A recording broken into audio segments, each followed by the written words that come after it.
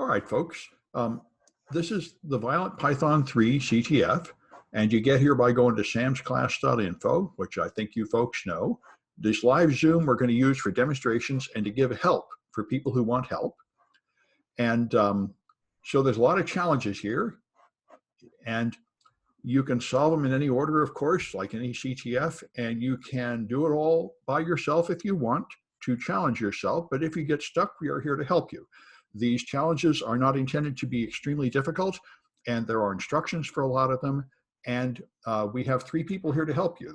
Caitlin, Elizabeth, and Irvin is here, as well as me. I'm Sam. They're all in the Zoom, and you can PM us or even send a public tweet for help, or a public Zoom request for help, and we're glad to help. And therefore, there is no prize. And if you win this, I don't suppose there's a whole lot of glory, because these challenges are not really brand new. The answers are often in textbooks and such, but it's a good way to get people motivated to learn something. There's a live scoreboard, and some people are already solving puzzles. I see quite a few people, which is good. So anyway, the point here is, first you got to get Python running somewhere. Now, you can install Python on any operating system you want, but you can even run it with no installation at all by using an online Python sandbox. And that will work for some of the challenges, but as you'll discover, you cannot do networking from an online sandbox, because they're probably afraid that you would like run some kind of attack tool and attack people or send out spam or something, so it's not connected to the internet. So you can't do all the challenges from that kind of installation, and you'll have to get it running locally. If you have Linux or the Mac, it's already installed. They're very easy to install. If it's on Windows, it's kind of a struggle to install, because open source products like Python never seem to keep up with Windows standards. So they always have installers that are fantastically out of date and don't really work correctly on modern versions of Windows. Anyway, after you get Python on your machine some way, then you can start writing programs to do things. And when you do certain commands, you'll see pictures with green rectangles in them. These are the flags where you can get points. After you do this request, you'll get a message there, and you can put that in as a flag. That's VP 10.2. So you go back here and go to Submit Flags. And here, you have to choose the right challenge.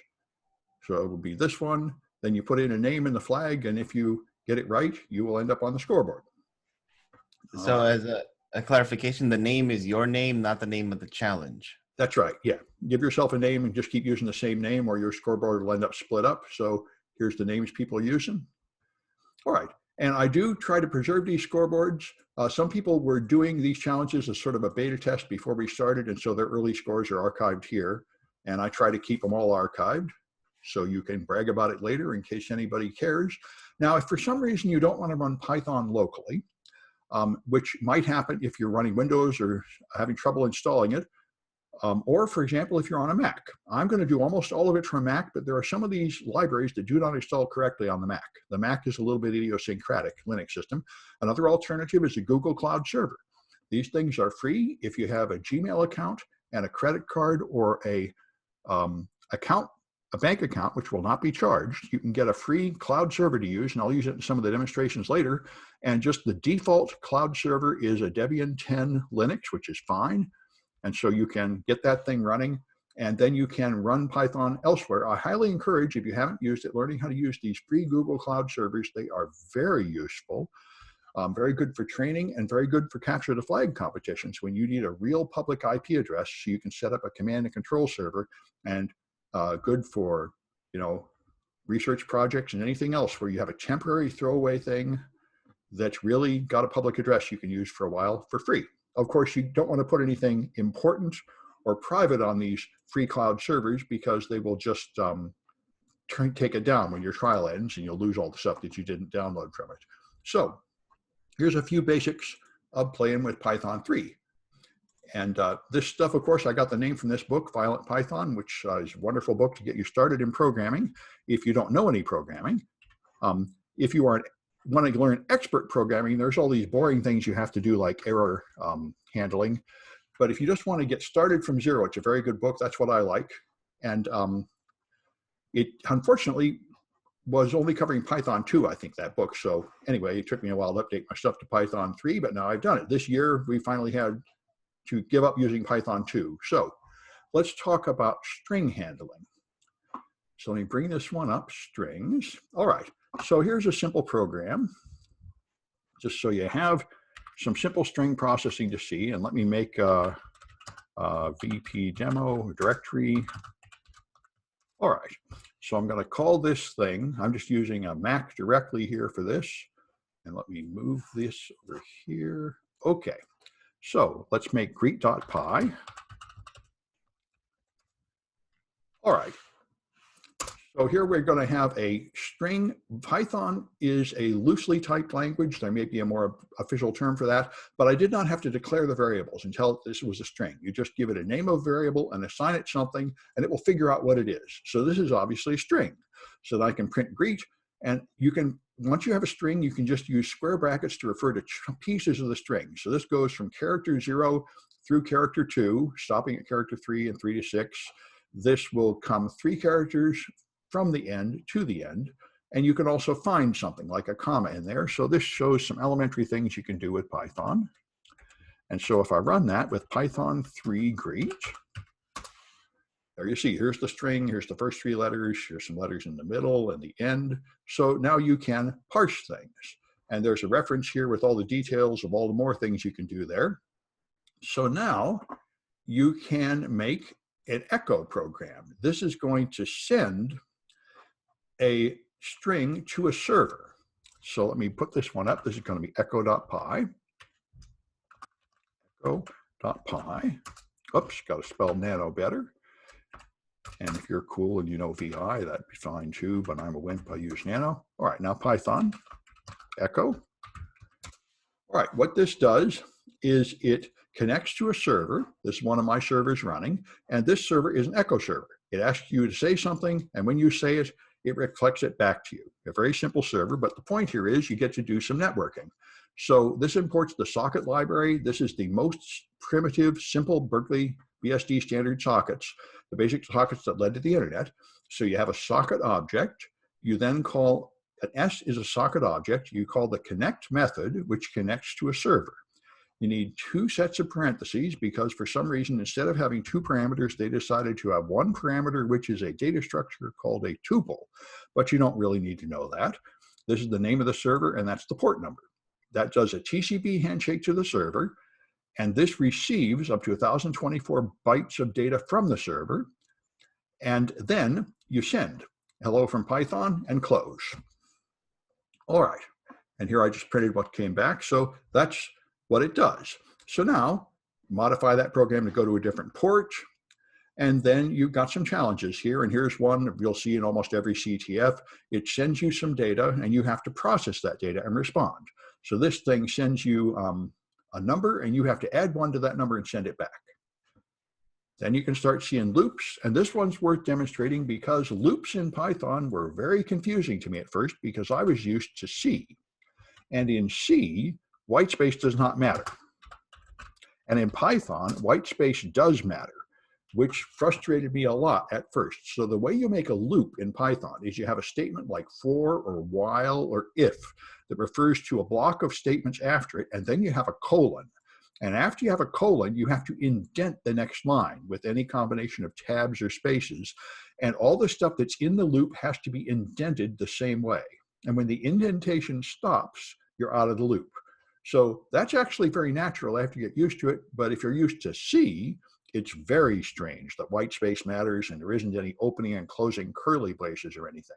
So this will make a loop containing only 1 statement that will count from 0 to 2 and then print it, a blank line, and this will run through cat. You can use the range number to get a integer variable that counts through a bunch of numbers, or you can just have a character in a string and it will loop through the characters in the string. So let's run that one, save it, and Python 3 loop.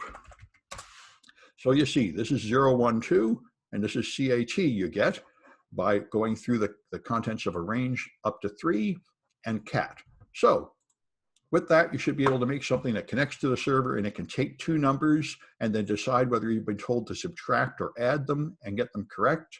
And if you get 5 answers correct within 5 seconds, you get the flag to make sure that you're actually doing it with programming. And then the last thing is ASCII encoding. Then I'm going to post this video as the introduction. This was the thing about Python 3 that made me reluctant to use it. I was used to C, and C stores characters in a really primitive way, 1 byte per character, and that's the way Python 2 does it by default. And since I was interested in buffer overflows and memory corruption attacks, I was very accustomed to looking at a string as just a series of bytes. So let's put Python in interactive mode here. You can type it here and execute commands one by one. So if I make a string and I call it, say, ABC, I expect that string to just be 3 bytes long. And if I even expect to be able to do this, I can add another character here with a \x and like FF. And now what I expect is that object should be just 4 bytes long, and the last byte should be FF, which is not a ASCII code, but you could do this in Python 2, and you can do it in C. And so that, if I went and looked at those characters one by one and looked at A sub 0, I'd see an A, and A sub 1 is a B, and A sub 2 is a C, and A sub 3 is now some weird thing, a Y with an umlaut over it, and that really bothered me. I was not clear on what was going on here. And the problem is it's now using Unicode, which is the modern way to do this. Characters are not just 1 byte long. They can be up to 4 bytes long, and the first byte determines how it's going to be stored.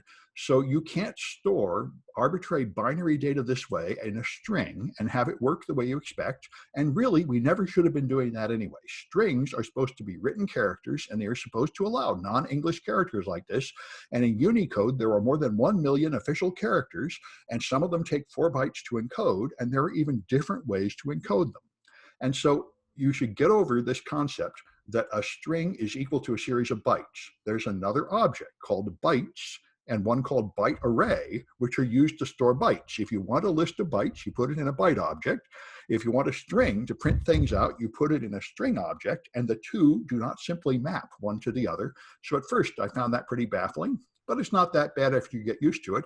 And here you see how Unicode works. Some characters are 1, 2, 3, and 4 bytes, and you encode them this way. So anyway, it's an important thing to learn a little bit of Unicode, and especially now that we're going to support international languages and such. So this is the new part of Python 3. Everything else we're doing here, you could pretty much do in Python 2, but understanding strings was my big barrier. So I was glad to get over it. And now you can, of course, now you've got emoticons like hamburgers and smiley faces and stuff. Those are Unicode characters, which you couldn't do with ASCII.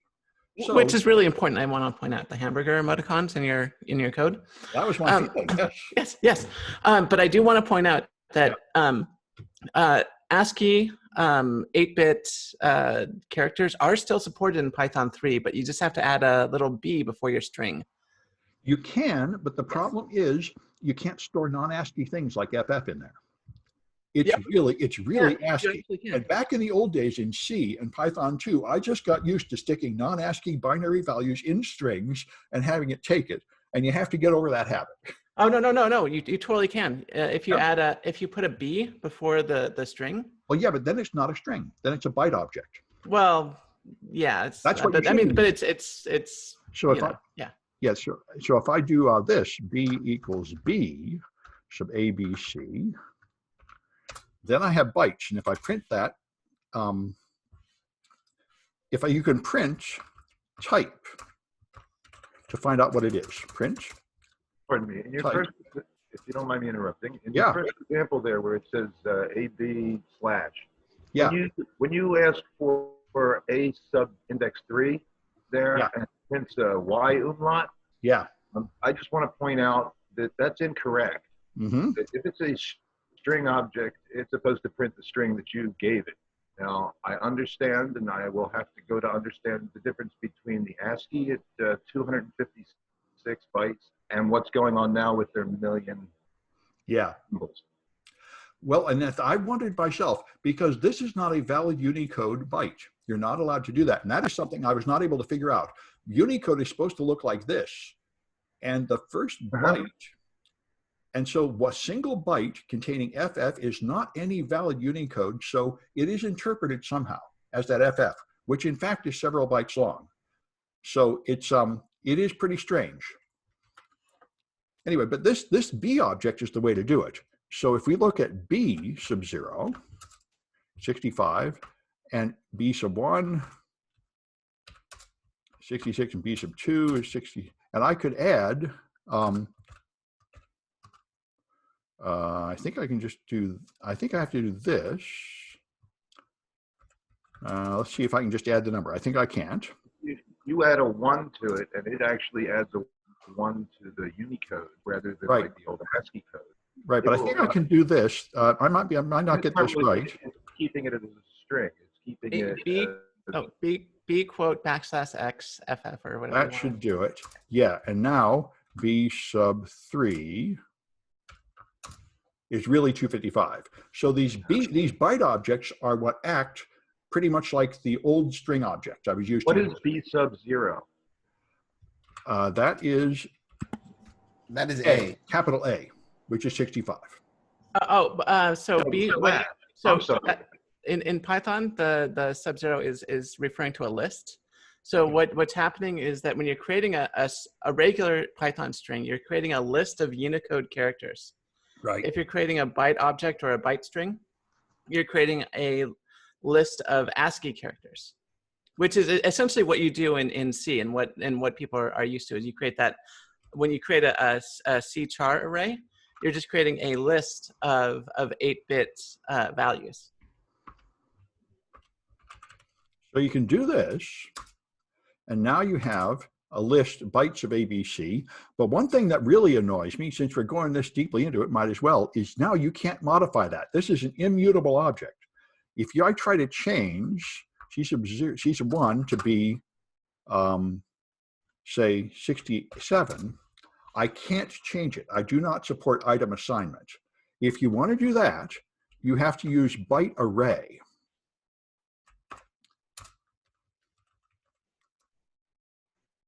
Bytes array. All right, I might have it wrong. Byte array. All right. Anyway, there is an object byte array or bytes array that you can make a mutable list where you can change the contents. Anyway, and I didn't go that far in the project here.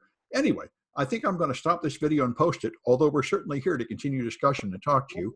I just want to put this up as an introduction. Yeah. One thing before you do that, one thing I wanted to share for some folks who may actually have multiple versions of Python installed on their machine like I do. Yeah. There are a couple utilities you can use to maintain those different versions and switch between them. I just posted a link in the chat to one of them, which is PyEnv. And there are different ones. There's also virtual env, but you can use those to switch between different Python versions if you need them for some reason. Like I do. Yes, and that happens a lot. Me, I do it by just specifically referring to Python 2 and Python 3, but it's a lot more sanitary to have a virtual environment for each project. Good. All right, let me just archive this video and post it on the page.